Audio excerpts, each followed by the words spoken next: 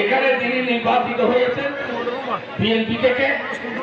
উনি যেভাবে আচরণ করতেছে বিএনপির নেতা কর্মীদের বিরুদ্ধে, পরিয়ার আপামর জনসাধারণের বিরুদ্ধে, এটা অত্যন্ত আশ্চর্যজনক লাগে আমাদের। আমি মাননীয় সদস্যকে বলবো, আপনি সংযমী হন। আপনি কি বলেছেন সেটার উত্তর আমরা দিতে চাই। আপনি সংযমী হন। আপনি নির্বাচিত এমপি, পরিয়া সকল শ্রেণীর মানুষের আপনি অভিভাবক।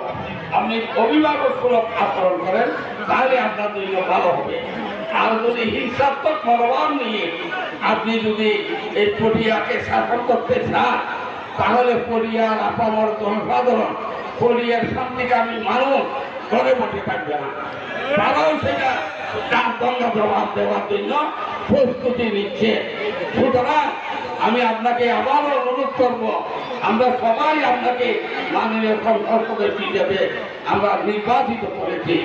কে কার থেকে টাকা নিয়েছে, কে কাকে ভোট দেওয়ার জন্য বলেছে, সেটা বৈশাখ এখন না করে, যেহেতু আপনি নির্বাচিত হয়ে গেছেন, আপনি এখন সবাই নেতা, আপনি সবাই এমপি।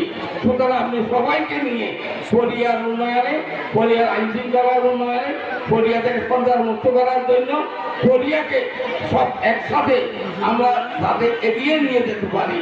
আমরা সবাই মিলে তাকে কাজ নিয়ে কাজ করবো। আমি আপনার থেকে এটাই প্রত্যাশা করি। প্রিয় ভাইয়েরা, আমরা কথা বাড়াবো না।